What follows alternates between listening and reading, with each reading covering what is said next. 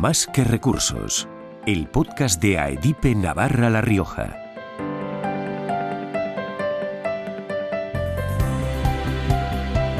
Un día un diagnóstico te cambia la vida. De pronto descubres que te enfrentas a una enfermedad. Quizá es tuya o quizá la padece alguien muy cercano a ti, una persona muy querida. Sea como sea, mientras tú te enfrentas a esa enfermedad, el mundo sigue, la vida continúa igual y también ocurre lo mismo en el trabajo.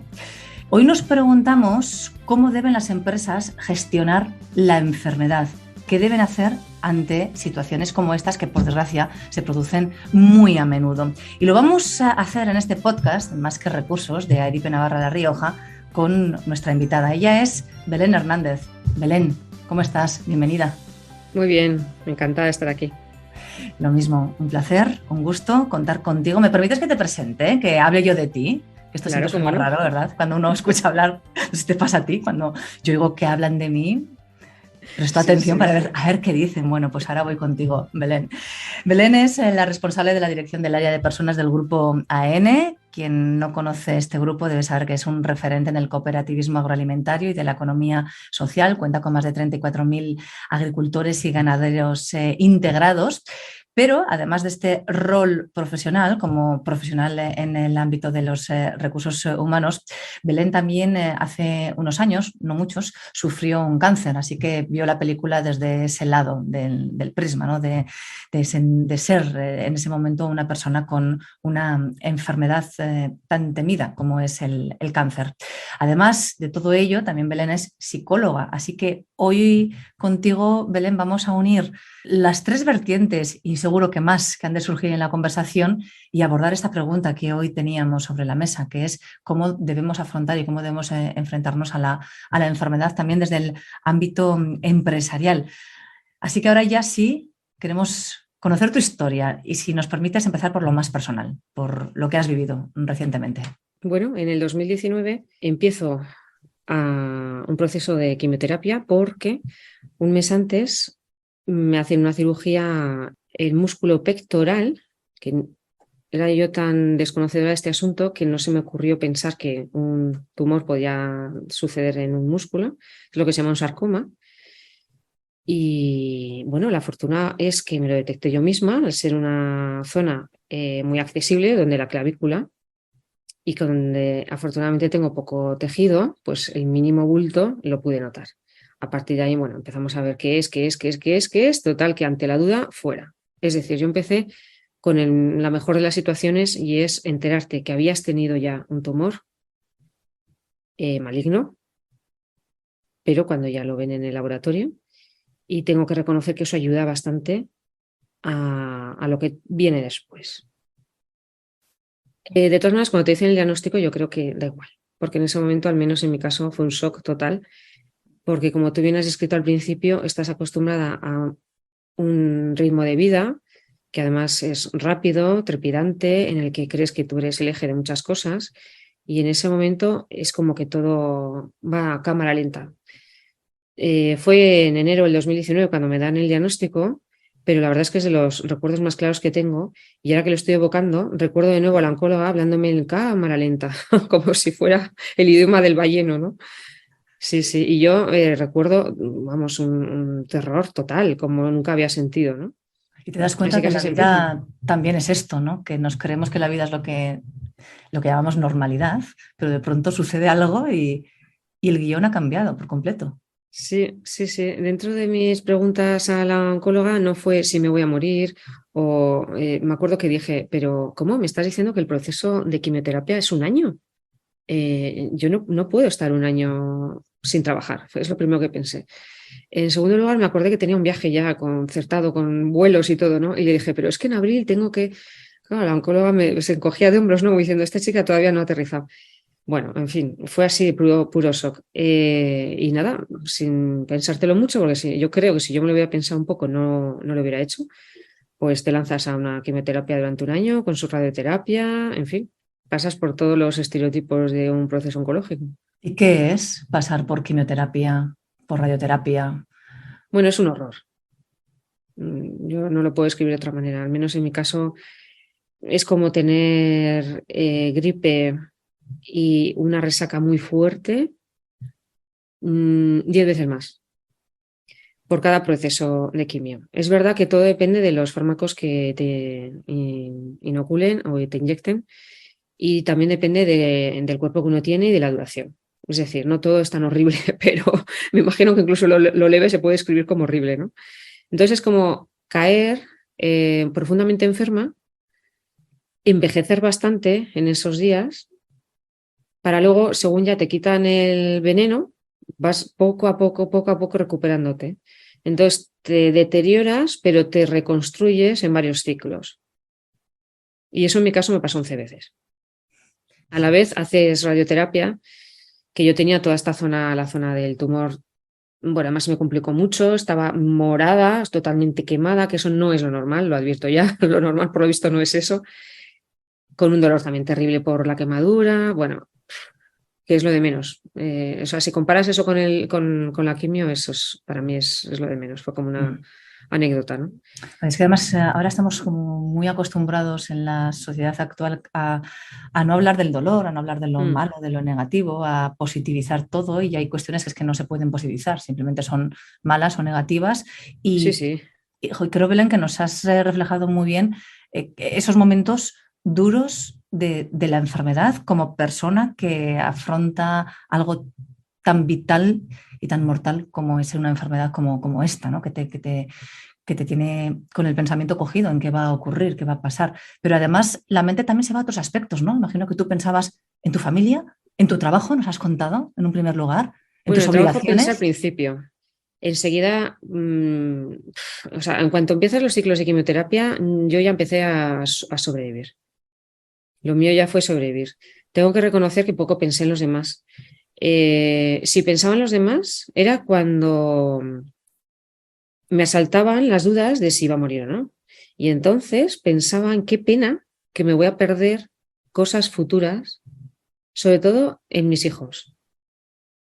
Eso se lo escucha también a alguna otra persona más, ¿eh? No piensas en qué pena que me voy a morir yo, en qué pena que se me acaba la vida. Yo al menos no. Dije, pues si me tengo que morir, pues me muero, ¿no? ¿Qué más da ahora que dentro de unos años? Y esto es lógico que va a acabar así, ¿no? Pero sí, decía, ay, es un poco pronto. Eso sí me daba pena. Volviendo entonces a tu pregunta, no pensaba. Tampoco quiero regodearme, ¿eh?, en el sufrimiento, pero yo lo sentía así. O sea, había mucho dolor y muchísima decrepitud de verdad. O sea, no podía subir escaleras, no podía andar, vomitaba, en fin, no te voy a contar cosas, pero eran de enfermedad, ¿no? Entonces mi objetivo era superar esos días horribles, porque bueno, la única cosa que yo vi que era bueno de ese proceso es que sabes que un ciclo se acaba. Con lo cual mi horizonte era muy a corto plazo, mi horizonte era de semanas, porque yo me encontraba muy mal una semana, la semana siguiente me encontraba regular y la tercera me encontraba bien. Sabía que la tercera volvía otra vez a caer a lo más profundo de dolor y otra vez. Pa, pa, pa, pa, pa. Entonces, bueno, me centraba en el día, a superar hoy esto que tengo y mañana ya veré cómo lo afronto, lo que me toca y así cada día. No queremos todavía, o no queremos ahora centrarnos o quedarnos en esos momentos tan duros. Belén, tú en un primer momento decías y nos contabas que tu primer pensamiento había sido, ¿cómo voy a desaparecer yo un año del trabajo? Y quisiera preguntarte, ¿qué espera alguien que le ocurre algo así de su empresa? ¿Y qué tiene que hacer la empresa cuando de pronto se topa con una situación de este tipo para la cual quizá en un primer lugar no está tan preparada? Yo antes de pasar por este proceso, la verdad es que tuve una salud privilegiada. Hasta los 48 años puedo decir que no había tenido más allá de un catarro, algo gordo. No obstante, como me toca gestionar este tipo de cosas, y esta pregunta yo también me la hacía, yo creía que lo que esperábamos era no un protocolo estricto, sino algo que pueda ser flexible y según a las necesidades de cada persona. Y por lo tanto, nosotras desde el área de personal, primero preguntábamos y tanteábamos. Si se podía hablar con la persona enferma directamente, pues a la persona, pero si teníamos dudas de si estaba en condiciones de hablar o no, o mandábamos un mail o preguntábamos a algún compañero. Pero ¿qué era lo que preguntábamos? Si se le puede ayudar en algo, qué tal estás, lo típico que preguntaría a alguien con sentido común. Y si de algo hemos pecado más ha sido de estar más a la distancia, pero que sepas que estamos aquí, que de estar muy encima. Cuando luego estuve todo este año de baja, dije, uy, qué bien, qué bien que hacemos esto. Porque yo agradecí, pero en el alma, los correos que me llegaban de personas con las que quizás yo, además, no había tenido mucho contacto personal porque estaban en otros centros de trabajo o por el horario diferente o por lo que fuera, o con gente que sí. La cuestión es que yo se lo agradecía muchísimo, pero claro, lo agradecía los días que estaba bien. Los días que estaba bien, podía conectarme al correo y podía codificar lo que leía y ponerle una emoción a lo que me estaba pasando en la vida, lo agradecía mucho. Pero los días que estaba mal, es que como te digo, o sea, ni cogía el teléfono. O sea, no podía coger el teléfono. Estás ingresada, además en mi caso yo es que estaba ingresada en el hospital, en unas maneras que no. Por otro lado, me decían, las pocas personas que sí que tenían algo de contacto conmigo, que había una red, ¿no? O sea, que entre ellas se comunicaban cómo estaba yo. Es decir, dicho por el área de recursos humanos o no, la cuestión es que la gente hacemos eso. De manera natural hay como una telaraña, ¿no? Tengo interés en esta persona que no se la pueda decir directamente o entienda que hay que respetar la distancia. Así que cuando volví, pues mantuvimos eso mismo. Lo que pasa que ya empezamos a trabajar de una manera más directa el tema de salud emocional o salud psíquica. ¿A ti te ha cambiado la manera de verlo y de trabajarlo después de pasar por tu experiencia personal, La Belén? manera de trabajarlo desde mi puesto de trabajo no. La manera de sentirlo, sí, pero ya no desde el puesto de trabajo. Ahora cualquier persona que me hable de su enfermedad, sea la que sea, me hago una idea bastante mejor que antes de lo que era. Y eso te ayuda también en tu labor profesional, esa empatía, ese haberlo vivido Sí, tú. sí, sí, sí, me enriquece más. O sea, antes digamos que tienes que administrar herramientas, protocolos, maneras de tratar o maneras de... Y eres más una administradora, ¿no? Yo al fin y al cabo dirijo un equipo de personas y les lanzo hacia nuestros clientes, ¿no? Que son la gente que trabaja en Grupo N. Y tengo que estar muchas veces como una observadora o con una especie de control, ¿no? De que las cosas vayan relativamente bien, corregir lo que vaya mal, intentar mejorar. Pero esto me lo enriquece porque aunque duele, ¿no? El dolor duele, pero bueno, el entender mucho mejor cómo la gente está viviendo, bueno, aunque estoy en un segundo plano, me siento muchas veces en el primero. ¿Qué no debe hacer nunca una empresa ante una situación de enfermedad? Yo creo que no se debe tratar a todos por igual, salvo que tu empresa te lo permita. O sea, si tu cultura, tu estilo, el tamaño te lo permite y haces eso en otro tipo de cosas y es lo normal, las reglas de juego, entonces todo el mundo lo va a entender y será seguro que es perfecto para tu organización. Pero si no haces eso en otro tipo de cosas, ¿por qué lo vas a hacer en esto, no? Entonces, al menos en Grupo N no somos muy de protocolos cerrados, números y pues aplica Cataclán. No, no. Evidentemente hay unas pautas, porque si no, por donde no se puede improvisar cada 2 por 3, ¿no? Pero intentamos acercarnos mucho a la situación de cada persona. Yo creo que eso puede ser el consejo que más se puede aplicar en la gran mayoría de las organizaciones. Pero el que estoy segura que es 100% aplicable es ese. Mira a ver en qué empresa estás, qué haces de normal en otras cosas en la gestión de personas y entonces en esto a lo mismo. ¿Qué es lo que pasa cuando no es directamente el trabajador quien tiene la enfermedad, sino alguien muy cercano a él? Porque eso también afecta mucho a la persona que está en tu empresa. Mucho, mucho. Nosotros esto lo estamos trabajando últimamente más porque, claro, pasa más, es más frecuente. Y las personas sufrimos igual, a veces incluso más si le pasa a otra persona. Entonces, bueno, la gestión emocional e intelectual de esto es fundamental. Intentamos nosotros ayudar al equilibrio, el equilibrio en estas cosas, que no tengamos la sensación de no puedo abarcar, se me cae el mundo y sobre todo no tengo a nadie en el trabajo en el que me pueda apoyar. Eso para mí sería lo peor. Si alguien dijera eso, diría, uy, qué mal lo estamos haciendo. Es ese apoyo, pero ¿qué otro respaldo se le puede dar a esa persona que, por ejemplo, puede necesitar salir corriendo porque su padre mayor se ha caído y se ha roto la cadera y va acumulando un montón de afecciones más. O sea, ¿qué más, cómo puede la empresa comprender ese tipo de realidades que existen y que se dan constantemente en el día a día?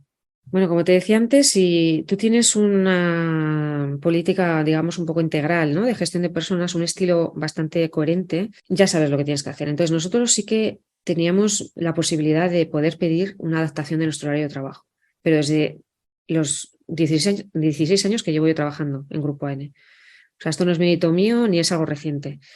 Cada uno se gestiona su trabajo en base a sus tareas, a su horario, a sus objetivos. Dentro, por supuesto, que tenemos que estar preferentemente de 8:30 a 6, pero la posibilidad de, oye, yo necesito algo, se me puede adaptar, no ha habido individualmente nunca ningún problema.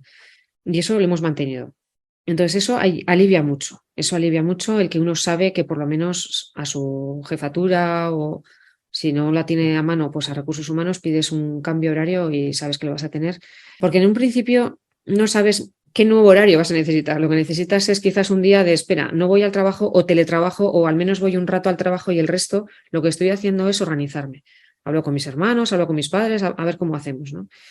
Y entonces ahí lo que les acompañamos es el mensaje de no te preocupes por nosotros, no te preocupes por el trabajo que 2 o 3 días esto sale sin ti. Tú ahora habla con tu familia, organizaros, céntrate y luego ya nos cuentas qué necesitas. Es decir, el primer apoyo, digamos, que es en la conciliación, ¿no? En el horario, en esa tranquilidad de que puedes, plan de choque, pues libérate lo que puedas y luego ya segundo plan, ¿no? Pues venga, ¿qué necesitas ahora ya en base a lo que os habéis planteado?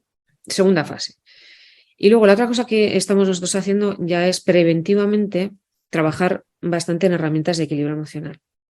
Porque cuando te dan un shock, una mala noticia, sea para ti o sea para otros, es un shock. Es que la palabra no es gratuita, es que realmente te quedas paralizado por el miedo en un principio y necesita el organismo un tiempo para volver a funcionar. Yo tengo un gato y es muy gráfico. Si tú al gato le iluminas, ¿no? Es que se queda así, paralizado, ¿no? Pues efectivamente eso es lo que nos pasa y luego ya el gato piensa qué hago, huyo o no y entonces ya nos movemos, pues nosotros igual. Si preventivamente podemos trabajar esto, sí que amortiguamos un poco el shock. O sea, si tú ya tienes ciertas herramientas y sobre todo te anticipas a que esto es normal que te pase en la vida, que la vida tiene también etapas de dolor o etapas de malas noticias, ser realista en ese sentido, bueno, pues cuando te llega el shock, está un poquito amortiguado. Entonces, ni caes tan abajo y sobre todo te recuperas antes. Eso creo que es la segunda cosa que podemos hacer desde una empresa, tratar también los temas psicológicos. Habrá quizá quien lo vea desde la empresa y sin querer ser insensible, pero también mira por sus intereses y dice, uff, qué problemón tengo ahora porque tal trabajador se ha puesto enfermo, va para largo, ¿cómo le cubro? ¿Cuánto voy a tener que pagar? Es decir, esos pensamientos negativos y ese problema también que tiene que afrontar la empresa, ¿cómo se puede gestionar para hacerlo de la mejor manera y que no perjudique tanto a la empresa y que eso no revierta en el propio trabajador de manera que se sienta culpable por lo que está ocurriendo en su lugar de trabajo? Bueno, yo creo que eso pasa por tu cabeza si no conoces a esa persona. Si le ves como un número, a ver, entenderme la expresión un número, todos por supuesto nos vemos como personas, ¿no? Pero si le ves como alguien que pasa por la calle, bueno, pues puede preocuparte más los temas económicos que su salud o otras cosas, ¿no? Si le conoces un poquito más, eso queda en un segundo plano. Que no hay que obviarlo, porque si tú eres dueño de una cuenta de resultados y te toca esa partida de asentismo junto con otras de gastos, pues tendrás que conocerla, tendrás que saber y entonces, bueno, habrá que gestionar eso también. Y eso se puede hacer vía mutuas o vía tal para saber la previsión de baja de esa persona, etc, etc. Nosotros lo que también intentamos es que siempre haya un plan B y lo llamamos gestión previsional. La pregunta de ¿qué pasa si en tu equipo una persona cae enferma? Cuando lo empezábamos a hacer, se nos reían y decían, vamos, no os pongáis en lo peor. Bueno, vale, no nos ponemos en lo peor. La pregunta es, ¿qué pasa si en tu equipo a alguien le toca la lotería y decide 8 meses irse a viajar por el mundo, ¿no?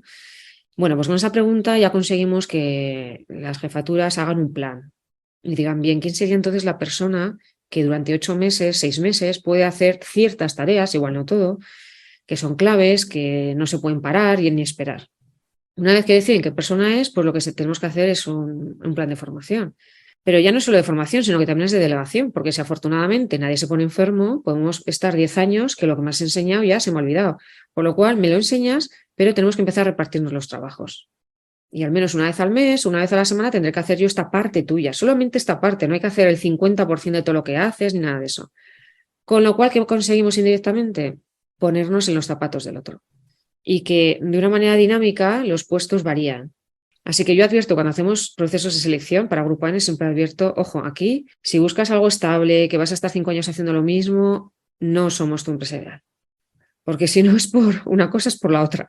Al final, o lo provocamos o el mercado de por sí ya también provoca que haya cambios también en las tareas. Con lo cual, estamos aquí con cambios. La rutina Personas nos lo ilustra. polifacéticas que saben hacer de todo, además que viene muy bien para el plan B, plan C. Esa comprensión que hablabas hace un poquito, hablabas de cómo esa solidaridad también por parte de la empresa y el acercarse a la persona que se encuentra enferma. ¿Crees que es habitual o crees por el contrario que es bastante frecuente que las empresas fuercen o intenten forzar o presionen a los empleados para que regresen lo antes posible, incluso si no están recuperados del todo? Ay, yo creo que sí, no sé, yo cuando hablo con los colegas, yo creo que sí, que es bastante habitual el pensar en el tema humano lo primero, sí, y no solamente creo, vamos, no creo que hablan solo por ellos, yo creo que hablan también por sus organizaciones. Eso que comentas puede haber sido algo más común hace bastantes años, un estilo quizás más de números, una gestión más a la distancia. A mí me cuesta un poco creer que, no sé, que eso sea lo habitual. Que haya personas que además podamos, no sé, abusar, el escaqueo, el exagerar, pues no lo sé, como en la comunidad de vecinos o en la asociación gastronómica de no sé qué, ¿no? Pues igual hay alguien que a lo mejor se aprovecha un poco más. Pero la gran mayoría no creo que estemos pensando en gestionar por unos pocos. Ese es otro tema, el de quienes hacen ese absentismo laboral por el morro. Ese es otro tema. Estamos hablando, ¿verdad?, sin duda, de enfermedades graves, serias, que causan que una persona esté durante mucho tiempo fuera del trabajo y además pues con esa preocupación vital. Pero también hay quien tiene una enfermedad crónica para siempre y que también la empresa, lejos de huir o ahuyentar a esos trabajadores, debe saber cómo gestionarlo, cómo vivirlo. Sí, volvemos a lo de antes. Es una persona que ya era conocida y casi una, no sé si amigo o de la familia, pero casi, ¿no? Porque al final pasamos tantas horas en el trabajo, pues no te importa. Tú cuando le pones al drama de una persona nombre y apellido, pues no te importa. Adaptas el área de trabajo, si su movilidad está impedida o, bueno, nosotros tenemos algunas personas con discapacidad auditiva o visual, pues es que lo adaptas y todo el mundo lo ve tan normal. En cambio, si intentas que entren más personas con discapacidad, pero no les conocemos, pues sí que cuesta un poco más, ¿no? Porque hay a veces dices, uff, venga, yo es que lo necesito rápido, ¿no? Quiero que la persona se incorpore rápido, que lo de la adaptación a los puestos, eso creo que como sociedad, ¿eh? Como sociedad, yo creo que en las empresas no somos ni peores ni mejores. Yo creo que como sociedad eso todavía nos cuesta un poco, porque la sociedad va muy deprisa. Queremos resultados para allá, pero tanto en ocio como en trabajo, como en lo que sea. Como en la vida familiar, ¿no? Todo ya, las notas buenas, todo, o sea, todo como excelencia. Y cuando dices, no, espera un poquito, que tú tienes que poner algo de tu parte, ayúdame un poco. Ay, pero si tengo para elegir, me voy para otro lado, ¿no? Yo creo que como sociedad todavía con el tema de la discapacidad tenemos un poquito margen de mejora. ¿Pasa algo similar con las enfermedades mentales? ¿No las consideramos tan enfermedades como las físicas? Totalmente, mucho peor. Sí, sí. Así como con el cáncer, bueno, nos da miedo la palabra, pero nos solidarizamos y hay algo de tabú, pero se puede hablar del tema. Parece que si dices que soy esquizofrénico o tengo una depresión, parece que es un capricho tuyo, ¿no? O algo así. Y sí, sí, yo pienso que todavía hay mucho estigma. ¿Y qué recorrido tienen que hacer todavía las empresas en ese sentido? Porque muchas de ellas tienen en su plantilla personas con enfermedades mentales y quizá en algunos casos ni siquiera lo sepan, Mm. porque no lo han dicho, no lo han formulado, lo han ocultado, no Sí, quieren bueno, contarlo. hay muchísimo de sensibilización. Para empezar, ya la ley de prevención nos dice que tenemos que hacer mucho de labor de psicosocial. La diferencia entre psicológico y psicosocial es que, según al menos la ley de prevención, el origen de ese trastorno emocional o psicológico puede venir por el tema laboral, ¿no? Por lo tanto, si abres más el foco y dices, vale, no me pongo con que encima la causa sea en la empresa, sino me da igual la causa, me puedo encontrar con un trastorno o con una ya enfermedad, un diagnóstico crónico, pues lo tendré que gestionar igual que si es físico, ¿no? ¿Qué más da? Entonces, bueno, yo creo que ahí hay mucho de sensibilizarlo primero. Quizás como nos lo metieron ahí como que es un problema laboral y solo las empresas tienen que trabajarlo, y encima busca a ver si la culpa es tuya, ¿no? A ver si la causa es tuya, pero además la gran mayoría de la gente que trabaja en esto no es psicólogo, no sabe muy bien cómo hacerlo, ¿no? No sé, yo creo que es un intangible, es un monstruo que dices, ¿esto cómo lo manejo? Entonces, bueno, en la medida en que también la sociedad vaya ayudándonos a cómo se maneja esto, yo imagino a alguien que no es psicólogo con este tema y dices, ¿por dónde empiezo? Si es que no, si no sé manejarme yo y me dices encima que tengo que poner el termómetro y detectar cómo los demás y encima ayudarles, me parece terrible, ¿no? Hombre, para eso están las mutuas, los servicios de prevención, yo creo que lo tienen que hacer con gente que sepa, pero desde luego con sensibilización, como todo, como la igualdad de género, como todo. Si empiezas diciendo, a ver, en esta empresa esto no es negativo, y tú cuentas con la credibilidad de la gente, si ellos te lo creen, poco a poco, porque esto de cultura es gota tras gota tras gota, y si tú eres creíble, pues bueno, saldrán las cosas. Todo queriendo que salgan, ¿verdad? Sí, sí. Regresando a lo que antes hablábamos de una persona que pasa por una enfermedad grave, como puede ser un cáncer, por fortuna, en la gran mayoría de los casos, el resultado es positivo y esa persona se recupera y decide incorporarse de nuevo a la empresa. Pero es posible que no llegue con el 100% de la energía que tenía antes o quizá con alguna secuela que le ha producido un cambio. ¿Cómo deben hacer las empresas para hacer esa incorporación de esa persona a sus plantillas de la mejor manera posible, Belén? Preguntando. El primer día que hace una acogida, no tiene por qué ser muy formal, pero hola, ¿qué tal estás? ¿Qué necesitas? ¿Estás bien?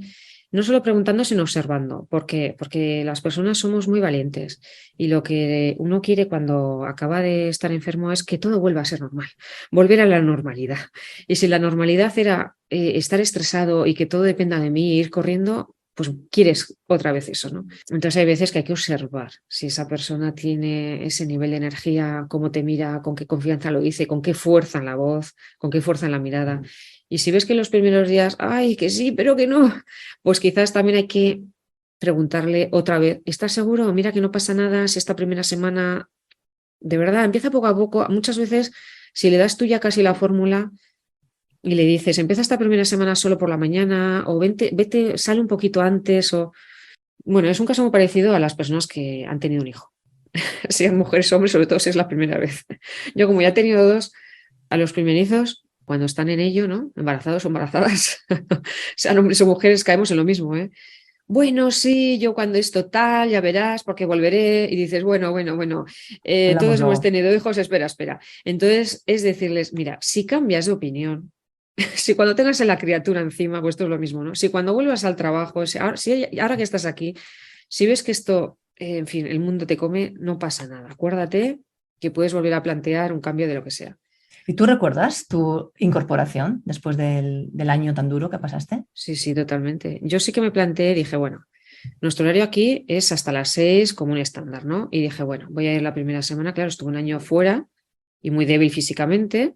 Dije, voy a empezar para salir a las 5:30. Y yo me ponía una alarma porque si no, no me acordaba, se me pasaba el tiempo. Y sí, a mí me ayudó más mentalmente que físicamente hacerlo. Sí me ayudó un poquito, sí. Alivia el regresar a trabajar Bueno, después me de haberlo alivió pasado mal. muchísimo volver a trabajar, porque yo era de las que pensaba eso. Lo que quiero es volver a la vida normal, a trabajar, a no pensar que, en fin, a que pase todo esto, ¿no? A volver a la etapa anterior.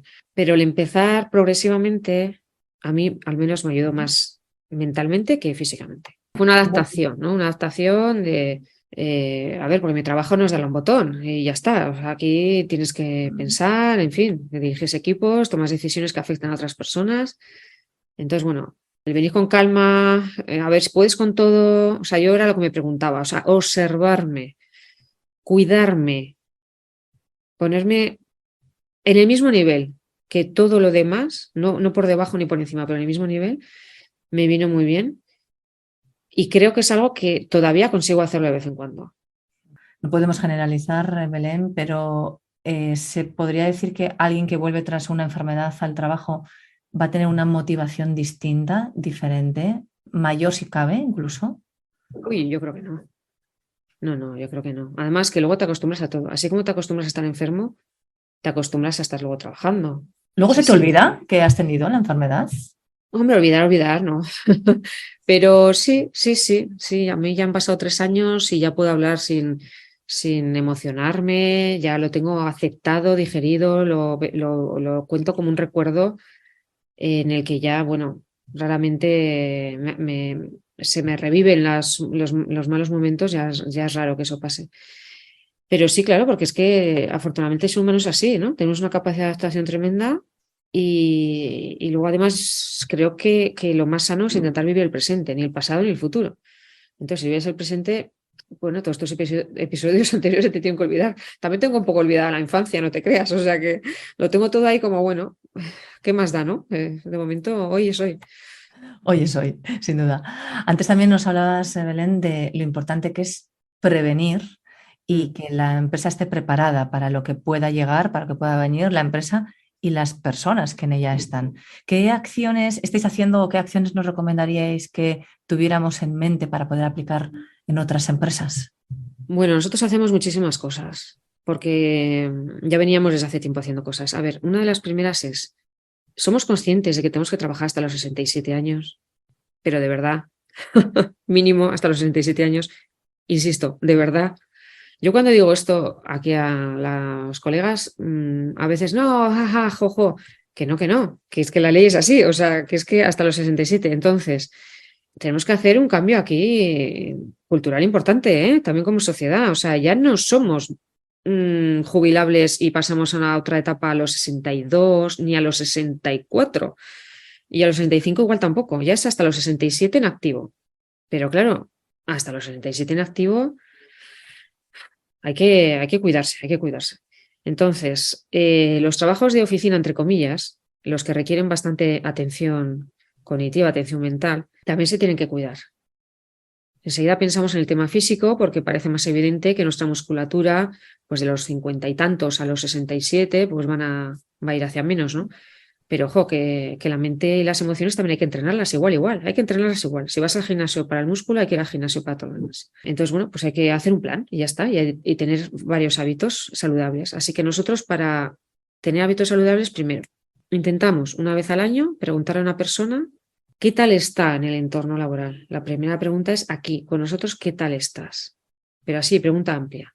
A partir de ahí dejamos que la persona se exprese. A veces nos salen respuestas que son acciones de mejora muy, digamos, organizativas, muy de diseño de trabajo o muy de comunicación, a corto plazo. Se resuelven, pim, plan, y dices, pues mira, qué bien, se ha resuelto una cosa, ¿no? Que si no hemos preguntado, bueno, no lo sabíamos. Pero cada vez más las respuestas suelen ser más del plano emocional o de, pues ya no recuerdo las cosas como antes, o me pongo alarmas por todas partes porque se me olvidan, o mi concentración ya no es ya no entiendo como antes, ¿no? Vale, cuando entramos en ese plan, tenemos una guía, cuídate, cuídanos. Esa guía la hemos diseñado nosotras y es como una especie de juego.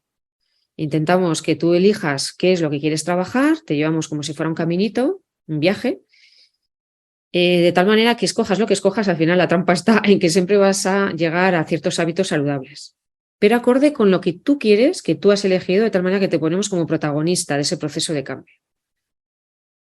¿Qué más hacemos? Hacemos un test de bienestar. Es totalmente voluntario, llevamos solo 2 meses implantándolo y de momento lo estamos preguntando a las personas que se incorporan en esta empresa. ¿Qué hace ese test de bienestar? Pues aunque tú vengas con todas las ganas del mundo, seas muy joven o seas muy mayor, da igual, bueno, pues toma, esta es la foto. Dice que eres propenso a ciertas cosas, ¿no?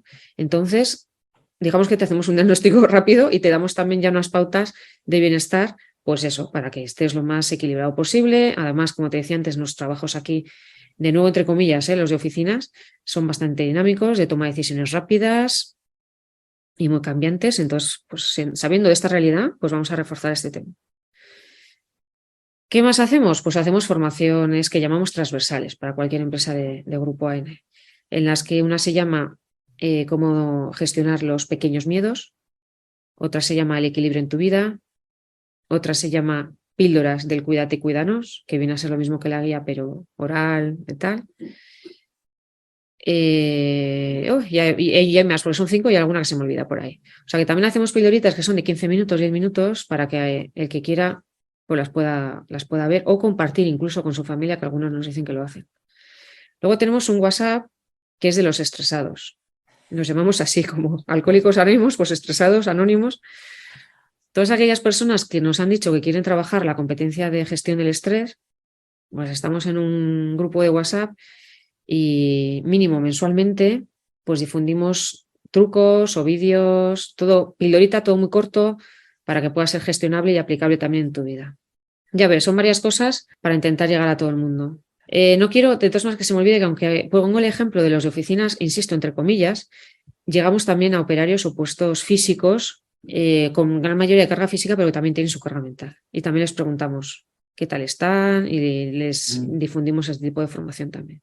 Que en la base está el encontrarse bien, el cuidarse y el sentirse sujeto de esa preocupación o de esa ocupación, ¿no? de cuidarte. ¿Cómo haces para cuidarles cuando no los tienes delante? Y más ahora, por ejemplo, que hemos visto y seguimos viendo tantos procesos de teletrabajo, de centros que están en la distancia, de personas que se encuentran en otros lugares.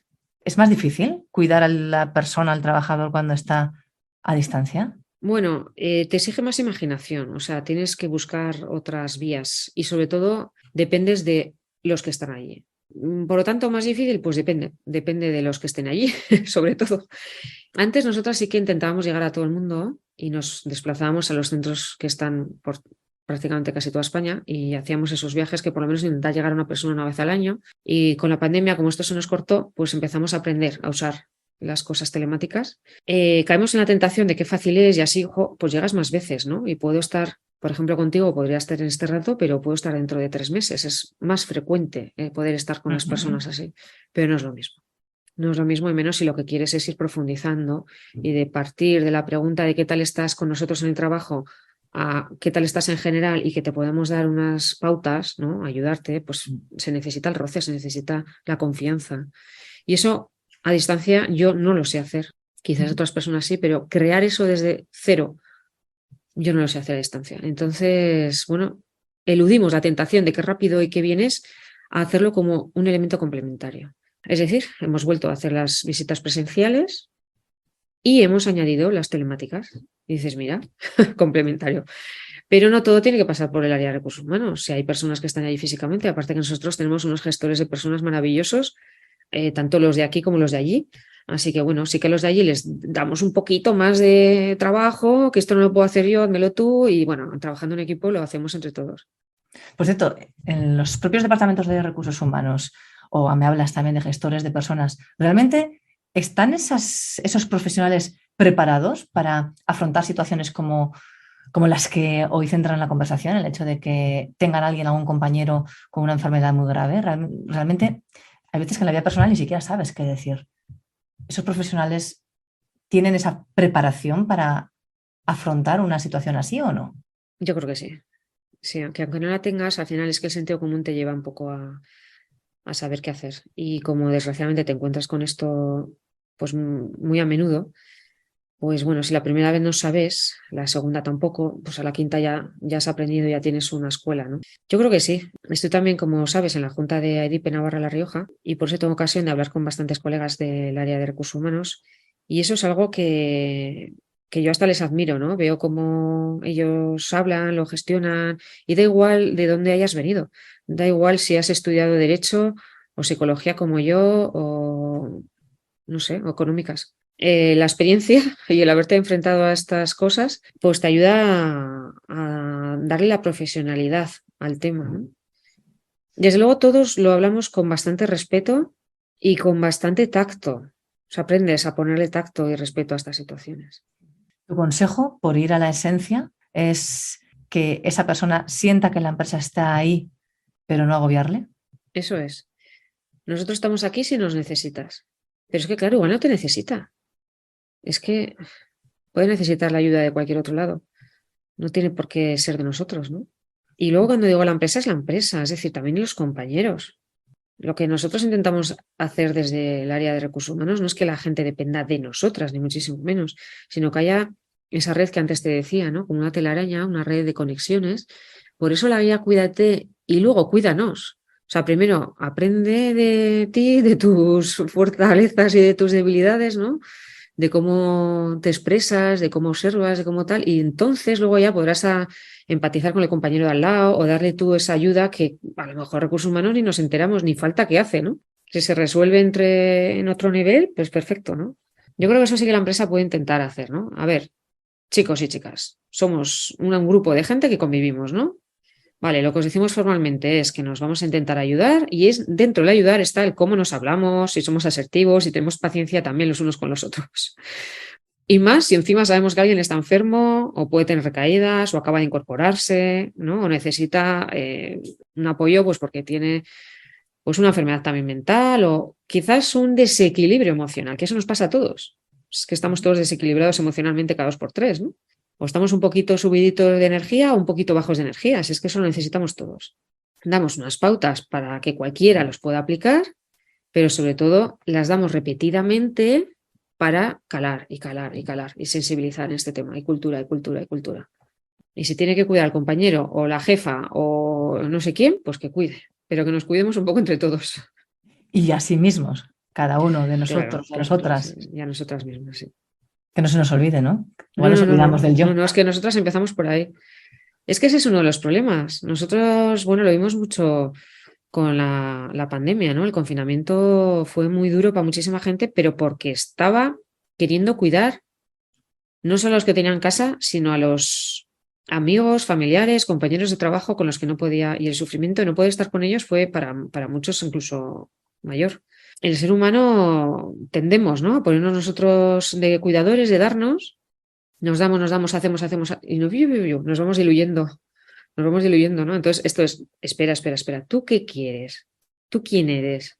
Ah, vale, ya me encontró. Venga, pues a partir de ahora, esto también lo puedes defender, tú también puedes cuidar esto, por eso cuídate, y es paralelo a cuidar a los demás, no te diluyas en eso, ¿no? No es cuida a los demás y luego cuídate tú, no. Empieza por ti para estar bien, fuerte y de paso poder ayudar a los demás hasta lo que llegues. Claro, hasta lo que llegues, sí. Muchas veces ayudar a los demás es dejarles en paz. Bueno, Belén, pues ahora te vamos a dejar en paz a ti. ¿Qué te parece? ¿Te parece bien? Pues nada, ya ha pasado la hora, no me he dado cuenta. Prácticamente. Llevamos un buen rato hablando y sobre todo conociéndote más, pero asimismo también haciéndonos pensar lo que es lo que has conseguido, reflexionando sobre cómo actuamos las empresas. Y yo estaba pensando que quizás hay alguna empresa que ni siquiera se haya parado a detenerse, a pensar ni un solo segundo en que esto le puede llegar a pasar o cómo actuar. Si solamente, imagino que serán las menos, pero si solamente conseguimos que alguien diga, uy, esto lo tenemos que prevenir, lo tenemos que pensar y actuar. Sí. Yo creo que casi todo el mundo estará haciendo muchísimas cosas, aunque no le hayan puesto ese título, ¿no? Se haya clasificado así. Pero seguro que en prevención todos podemos hacer más incluso, sí. La prevención no acaba. Es cierto que, claro, no somos una organización dedicada a la salud, es una organización con ánimo de lucro y hacemos otras cosas, ¿no? El problema muchas veces es la falta de tiempo. Los objetivos son otros y Por lo tanto, tampoco una empleado o una empleada debería de esperar, bueno, yo voy a mi empresa y aquí, o sea, me tienen que tratar como un centro de salud. Pues no, porque no somos profesionales de salud y lo haríamos mal. Entonces, bueno, el tiempo también pues tiene que ser limitado. O sea, que casi todas las organizaciones hacen muchísimo. Y un poquito más de prevención, pues vale, pues seguramente podemos hacer un poco más. Pues con esos mensajes nos vamos a quedar y sin duda las empresas las componen personas. Cuanto mejor estén esas personas, mejor irán las empresas también, porque son quienes construyen lo que luego son los objetivos que se alcanzan o que se dejan de alcanzar. Así que Belén, mil gracias de verdad, de corazón, por habernos acompañado y por habernos contado todo lo que nos has relatado en este rato. Bueno, pues gracias a ti, un placer. Lo mismo.